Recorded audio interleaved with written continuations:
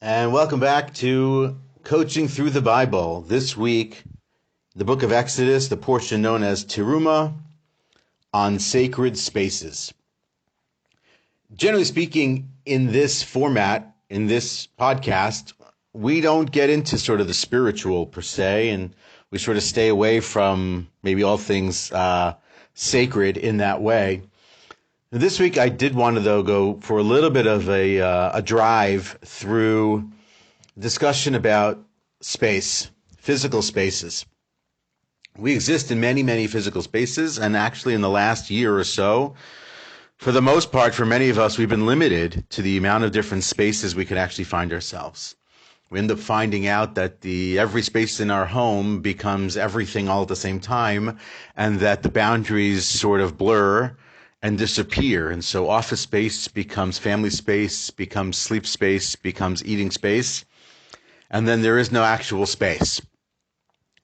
And so it's interesting for us to come back to the discussion in the Bible around the building of the Tabernacle, the Mishkan, as it's known in Hebrew, and take a look for a few minutes today at the idea of creating sacred spaces. The Bible spends an enormous amount of ink in the book of Exodus on the tabernacle, on this structure. We get into great detail about the building of the building itself and the courtyard around the building and the different vessels that are going to go inside the building and how they're going to be built and what they're going to look like and what materials they're going to be made out of, and the length and width and height of every single one of them, and who's going to carry them, and how they're going to carry them, and how they're going to cover them. There's a lot there for what ultimately becomes a building which does not seem to have an eternal space, because once the people of Israel get to the Holy Land, the idea then is to build the Holy of Holies in Jerusalem, the temple in Jerusalem. And so this temporary structure, this temporary tabernacle, interestingly enough, gets a lot of space in the Bible, even though it, in theory, isn't going to be a place that's going to last very long. So I wanted to sort of wonder about that a little bit, what it is that the Bible is trying to teach us here and what it means for us with respect to sacred spaces. And so to bring it up into a greater, to the construct that we want to sort of understand it, there's a lot that revolves around the building of that tabernacle. There's a beautiful article in Covenant and Conversation by Rabbi Jonathan Sachs, where he goes deeper in the language that's used to describe the building itself and its similarities and parallels to text in Genesis on the creation of the world, that there is a relationship and a connection between the tabernacle in the desert and the creation of the world in the beginning of Genesis. Professor Nechama Leibowitz, also in her work on Exodus, does a similar deep dive on the language later on in the book of Exodus, near the end. A similar idea, really showing the correlation and the connection and the linkage in the language between the two. And it is super interesting to see and to really sort of think about that there is a direct connection between what's happening here in the construction of this home for God in the desert and the construction or the creation of the world at the beginning of Exodus. So there's a lot that's there, there's a lot of depth there, and it's super interesting as well when you go further in it, when we talk about it here, that everything is exact. There's exact measures and exact sizes, and nothing can be bigger or smaller, longer or shorter.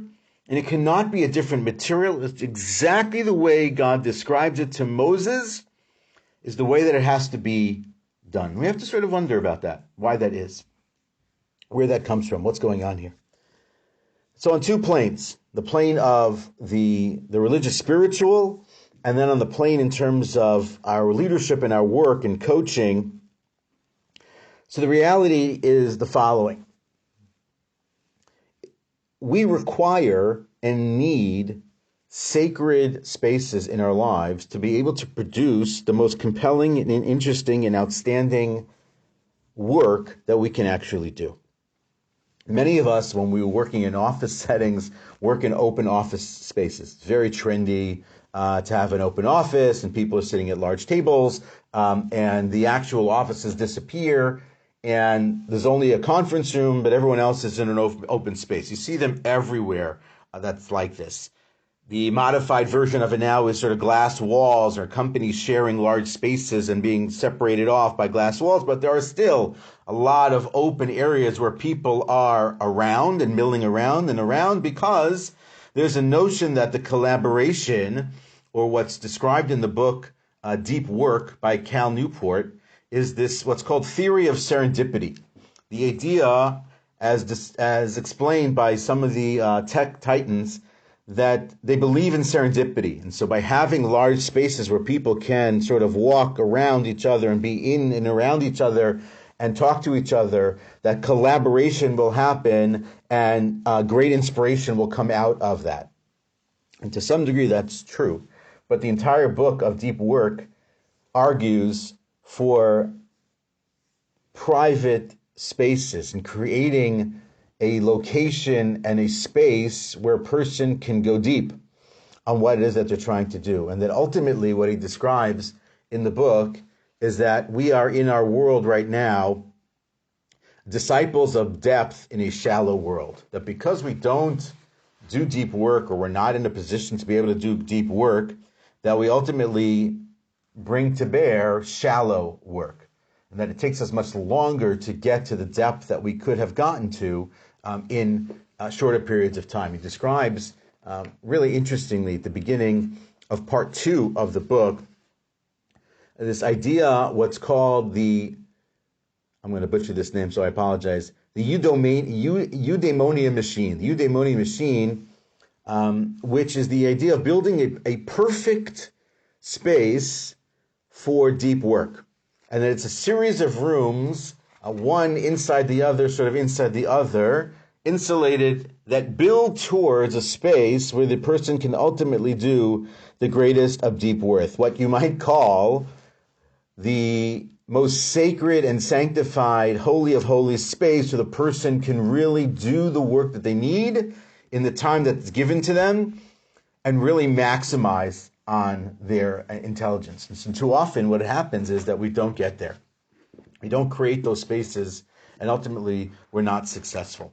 And so the Bible, in telling us about a sacred space like a tabernacle in the center of the camp, is really telling us a lot about the kinds of spaces we need to create in our lives. There are our homes, there are our work environments, and then there are our sacred environments. Now, yes, we are supposed to, on some level, blend and bring the sanctity into the home and create a sanctified space in our homes. There's no question about it. And we do make that effort.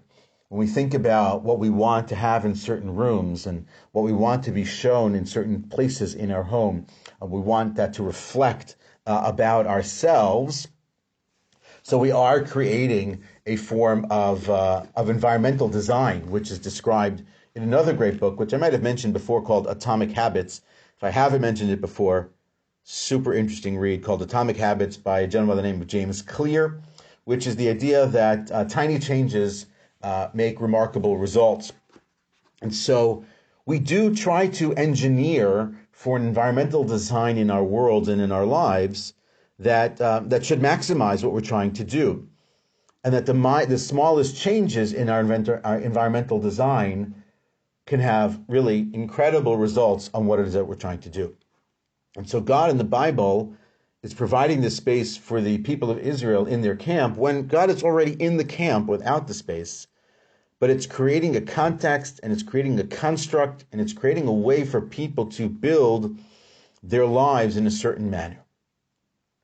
And the truth is that the sacred space does have to move from one space into the next, and we have to carry it with us. As Rabbi Sachs describes in his article, the tabernacle was not a place that stayed in one location. It traveled with them. Ultimately, for the people of Israel, that became the synagogue over the course of the millennia, that's the place, that the centralized location for prayer and spirituality. But it was a place that traveled with them. was the idea that on some level the tabernacle was supposed to go with you wherever you went. That if a person really built a tabernacle in a certain way, really created a sacred space, and really used that sacred space to its maximum potential and opportunity, that when that person then went off into other places and other situations and other locations, that a piece of that tabernacle would go with them. And that's because the person will have habitualized and ritualized that space to become part of their being. And so they're able to take deep work with them, if you want to use that term, to other places. They're able to take that habitualized situation and create it in other places. Over the years, I have worked in a number of places. It's an understatement. But in each case where I had an office, the first thing I did once it officially became my office is I moved all the furniture around. The first time I did it, I moved all the furniture. I came back the next day, and all the furniture was back where I had been before that. And I moved it all again. I put the desk against the wall, and I moved the computer to a corner, and I created a much larger space in the office for people to come in and sit and really be able to converse and talk and dialogue with each other. And then again, it happened where the desk and the chair and the computer were all back where it was the first day. So I realized that I had to sort of let somebody know that I intended to have the office look differently. Part of it was to sort of create my own space within that space, to ritualize and sanctify that space in the way that I thought it made sense best for me and the work I was trying to do. And we need those spaces in our lives, because those spaces help us create the habits that we need to ultimately succeed. James Clear in the book makes the following comment. He says, stop thinking about your environment as filled with objects and start thinking about it as filled with relationships. And when we start to want to create the spaces that we need and want in our lives to be able to do the things that we want to do, we start to look at what's in that space. What's going to make this place better and help me succeed more? Are my notifications on when I'm trying to do deeper work, when I'm trying to read, when I'm trying to finish out a project?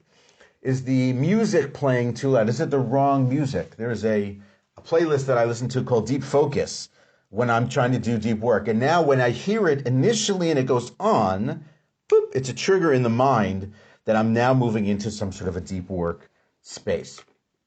How do we do that for ourselves? How do we create the spaces that we need and habitualize and ritualize those locations, those spaces, to become the regular and the norm, so we can maximize on our time and our space? In the same way that was going on in the tabernacle in the desert with the people of Israel, that everything was lined up the way it had to be. Everything was, this was in the north, this was in the south, this was in the east, this was in the west.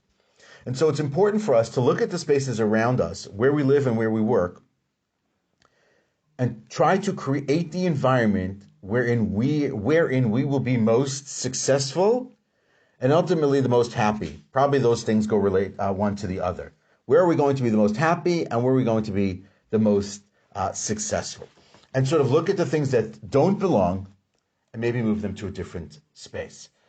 Bring the things in that create that habit-forming ability, that comfort zone space for us, where we can do the deepest and the best work possible, will allow us to begin to build within us a rigor about that ritual and about that space, so that ultimately when we do have to move to other spaces and other situations, we're able to somehow inculcate and bring that in to that new space. So the combination of what the Bible describes as the sacred space known as the tabernacle, which ultimately becomes the temple in Jerusalem, the sacred central space for holiness and for spirituality, is something that we can mirror in our own homes, in our own lives, and create spaces that are no longer about shallow, but about deep. The ability to go deeper with the work that we're trying to do, with the study that we're trying to do, with maybe even the spirituality that we're trying to reach. But really look into the spaces that we're going. Try to walk into them with open eyes so they can sort of see what's going on. I'll share just one last example. Many years ago, I worked at a large communal organization in New York, and my role was to help synagogues, rabbis and leaders and their synagogues. And when we really got down to what we were trying to do, we started to think about the synagogue experience, what people were experiencing in the synagogue, and how to make that a better experience for them. And so we started to go to synagogues and walk them end to end to sort of see what was happening when a person came in. I think I mentioned this once before. And the idea was to get the leadership to notice what was located where, what was in the wrong space, what needed to be moved, what needed to be found in the right place, so that the sacred space was perfect, was optimized for success and for spirituality. It's the same thing. That's sort of the challenge for this week, is to look at the different spaces where you are and where you're in. And this is the coachable moment here. Do this with people that I work with. Create the environment where you're going to be most successful. Create the environment where you're going to be most happy. Create the environment where you're going to produce the best possible work that you can possibly produce. And anything that is in the way, that is a bottleneck or a stumbling block for it, figure out a place elsewhere for it to be. Bring into those spaces the items that foster and engender and motivate and inspire good, and take out of those environments the things that don't. So in the same way that you might put apples on the table to create an environment where people will then eat apples and be healthier, or move the snacks to a lower drawer so people don't see them naturally or at eye level when they walk into a room and take the wrong thing, so too the spaces where you're going to do the work. We are creatures of our habits and our spaces.